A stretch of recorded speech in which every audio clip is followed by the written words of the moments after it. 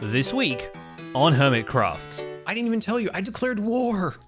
Oh, you declared war! Oh, Yeah. Perfect, wonderful. Oh, this is, dude, your mayorship is working out fantastic. We've declared war. Welcome to the Hermitcraft Recap. My name is Pixel Riffs, our writer is LoyXP, and this is our 32nd week of recapping Hermitcraft Season 7. Congrats to the Hermits on making it half a stack through Season 7, and with the Caves and Cliffs update still on the distant horizon, we can be pretty sure this season's twists and turns will continue for a while yet. So, as momentum grows for the Mycelium Resistance, the people take ownership of the Beasts of Destruction, and the Hermits continue to be challenged, let's take a look at all the events and mishaps that occurred on the Hermitcraft server this week. Yep, that's cool. Cool. All right, so I'm just gonna leave now, and No, yeah. come back here, no. Starting with GoodTimesWith Scar on his quest to finish everything forever.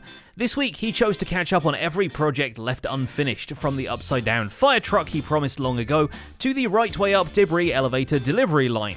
Debrievery line, if you will. But it's not too long before Scar discovers the inevitable. The Diamond Throne is missing, for the most part. There's one diamond left. I'm gonna be up there to lick that momentarily.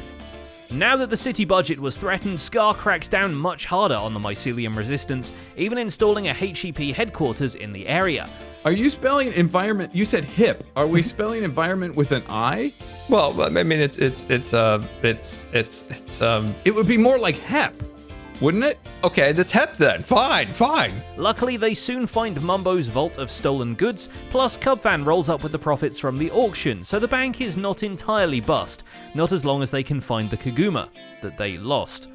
Naturally, the responsibility for the missing funds lies at least in part on Cubfan, who did have a tip-off about Mycelium in the activity, but did vibing about it. For now, back to vibing. He also did a bunch of trading and decked out, which did not exactly help. Still, with the throne now in a vault, there's no need to guard it, and Cub returns to his pyramid base for a much-needed interior redecorating. This time, he manages to fit a whole chorus farm into a hallway design, which in turn leads to a sizable piston back door into the entire building.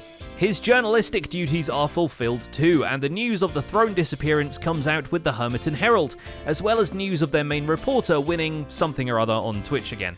My face is in the news, guys. It better be good for a good thing. Let's. Quite happy to discover her face all over the news, False Symmetry drops down to her own oppressed city with no one in it. She carries on building up her cyberpunk undertown, which really looks more and more like a living city than an assortment of cuboids. The devil is, of course, in the detail, and the literal devil might have been locked up by Zombie Cleo as a roadside attraction. Cleo delivers on detailing their part of the commercial area's roads with armor stands, which is where the darker theme of the project really pays off. No doubt all these prisoners are just her channeling that she wants to lock up Joe Hills for all his crimes against her base. Joe has made himself, rather than me, a cactus farm, and has disguised it as a rainbow because he knows I'm not going to do anything about it. Though Cleo really can't stay mad at a giant rainbow, and chooses to let it become a permanent fixture of the base as long as Joe is willing to finish the other half of the bow. And I realise it might end up in Cub's pyramid, but that's a chance that Cub's going to have to take.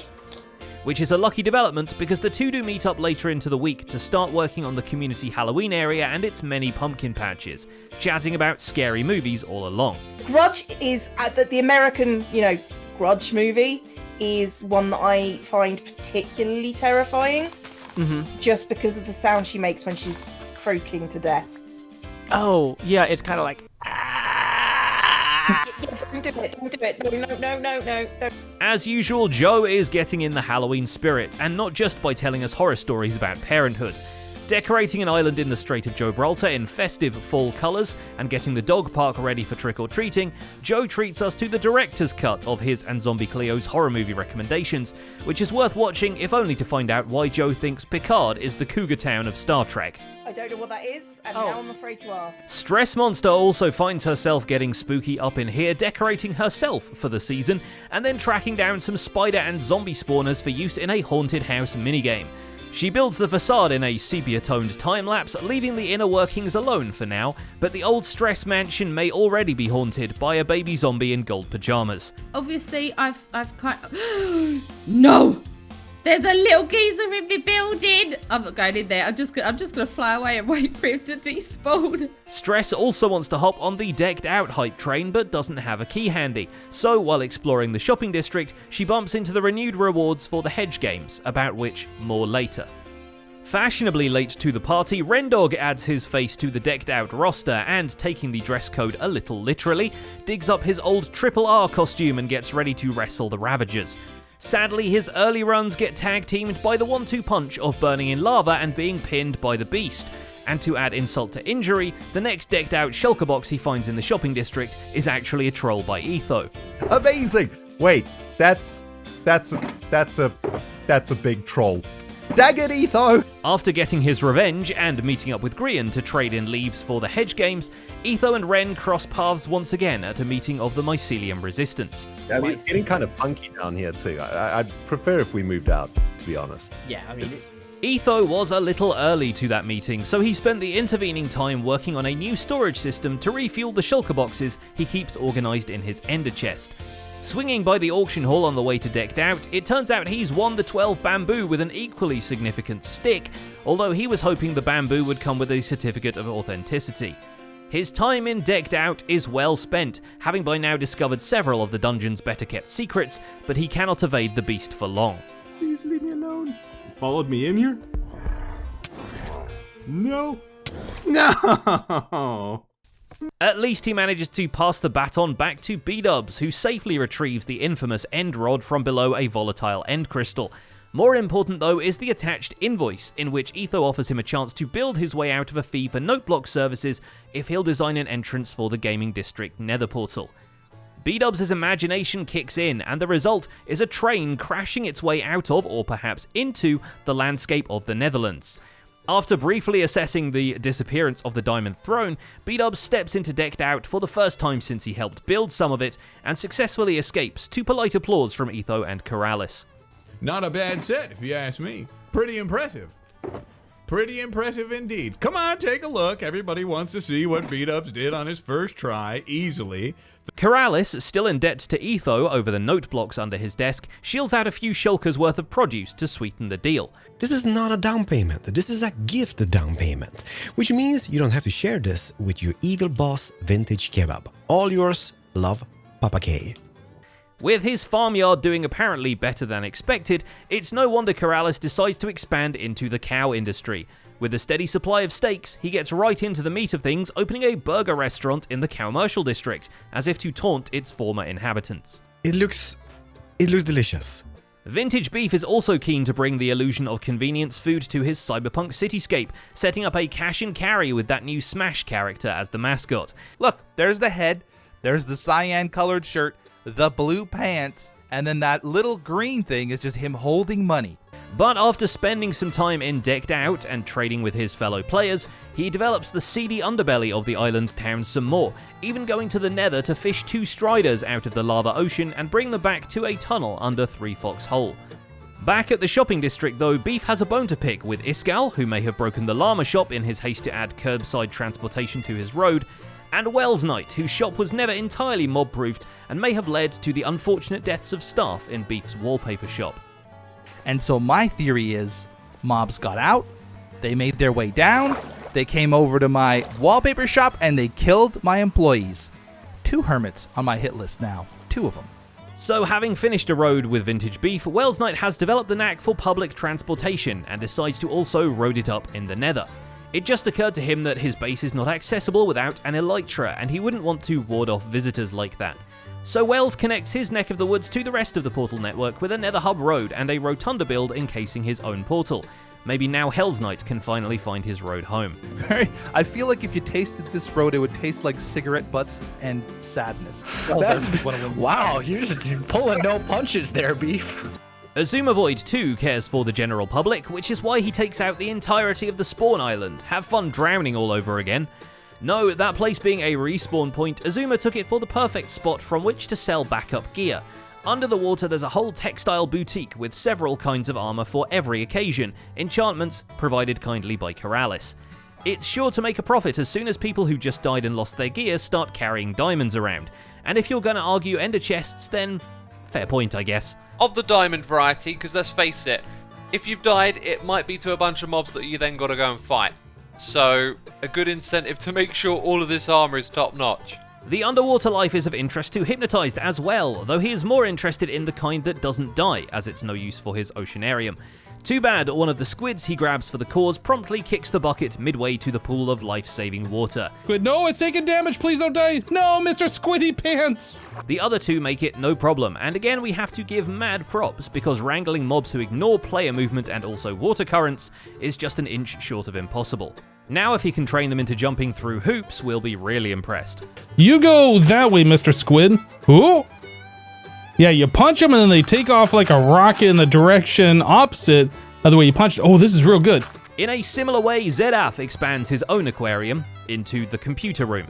It's just as terrible of an idea in Minecraft as it is in real life. Luckily, instead of just dousing his Kombruta in too much of the basic potion ingredient, Zed first insulates the entire thing with glass. And I gotta ask, is this water cooling? Is this what water cooling is? Or are we just gonna get a bunch of boiled fish after a few computation cycles? Oh my goodness me, I really hope the redstone doesn't ever get leaked upon, because I would cry. So Jevin descends to water level as well, for more pillars and stilts holding up the giant discus he calls home. Having worked on the twirly architectural pillars, Jev unwinds with some decked out, and we don't think it unwound him much given how merciless the dungeon was to him. Terrible runs. Just so bad.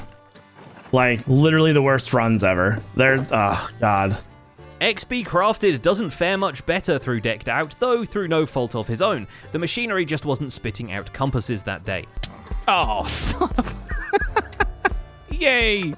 Woot! Oh, son of... Oh, this sucks. At least he has a chance to return to a minigame he has mastered, dropping a handful of diamond blocks into Azuma's chicken minigame so he can post a perfect run, and eventually the investment pays off. You know, I just want to beat the game. That's all I want to do. Boom! We broke even. But while XB is throwing himself into or near the lava, Grian is blowing up the mansion he's been building this entire time. Don't worry folks, the house got better. Goodbye, Manch. Oh my goodness, what a mess. For the fabled episode 44, Grian decides to speedrun through as many hermit challenges as possible, which is quite convenient because a few of them surprisingly stack. The one we've all been looking forward to, of course, is him having a mental breakdown and wearing a blue sweater, but that's just personal preference, which is well illustrated, but it turns out to be a fake out, luckily for those who've grown fond of the Wonder House. You think this is a joke, don't you? You think I'm not going to do it? That's what it would look like if I did have a breakdown in episode 44. You know, I'm not a therapist, right? It's also important that under the influence of the challenge chickens, Grian found the future base of operations for the Mycelium Resistance in a secret cave with an adjacent ravine, which is pretty much all we know about it. He needs me to farm mycelium. Your luck. I can do that. Look, I have shovels. Someday I'll teach you how to do the shovel shuffle. It's fun. Impulse SV takes a slightly less drastic approach to switching up the road style in the shopping district, opting for a slightly neater nether brick slab over the saturated nether wart look. Those roads lead back to the auction hall, where Impulse won the bid on a lot of mycelium, which he drops into the new resistance base a little more forcefully than we expected. He doesn't stop there, digging up a sizable chunk of an unoccupied mushroom island in the name of the resistance, but back at the shopping district, he trades his way to a new set of artifacts via Etho and Beef, and ventures into the dungeon to pet one of the Ravagers. Nope. Tag him! Got him! Got him! Yes! Iskal85's pet project may have been a little overcalculated. Having redone the maths, he realizes he needs about 2/3 of the leaves he was asking for originally, so he throws a few shovels into the waiting belly of Bernie the Leaf Master just to make sure the display stays accurate. To incentivize his server mates further, he provides an alternative prize, with the winner getting to choose between the existing pile of precious blocks and a new pile of diamonds, which may contain additional prizes in the creamy center. The remaining prize would be awarded to the person or team that takes second place. Good now. Hopefully that makes sense. With that done, he goes back to the Hermit Challenge chickens, which leads to him dressing up as Keralis and Mumbo and following them around. He's shaking his head. He's in the bathroom. Whoops. What is that? Mumbo doesn't seem to mind, especially if he can put this second self to work on the infrastructure of his bamboo farm. Okay, well this is great. So now I've got 2 of me. Now I don't actually have to worry about building up.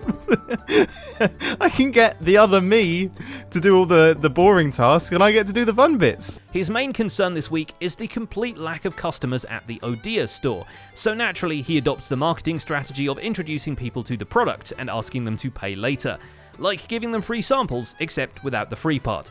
Despite springing these on unsuspecting server mates, he actually ends up with some grateful, if confused, customers. Amazing. See, look, we've actually got ourselves a happy customer. And finally, there's TangoTek, who indeed finds one of those extra Mumbo doors 20 blocks away from where he actually wanted one. Just think of all the times I'll want to come right in here. His return to Toontown is heralded by the replenished flying anvils and a refilled iron supply. But back at Decked Out, his presence brings much more exciting things, like the extra dungeon keys for the pet Ravager kills, with some very fun on-screen analytics for the nerds that like that stuff. And a grand reveal of what the prize for completing a challenge compass is. Cubfan, who was the first to ever accomplish such a feat, gets to have 2 extra spots on his artifact board, which is something every Decked Out player can get behind. After all, extra spots means they won't have to trade with Cubfan for longer. And that's about it for this week's recap. Our writer is LoyXP, and my name is Pixel Riffs. I built a hotel for my villagers in Skyblock this week. Just don't tell them the zombies are about to start checking in. You can find a link to that in this week's End Screen Theatre. Don't forget to leave a like while you're still here and subscribe so you won't miss future recaps. Thanks for watching, and we'll see you next week.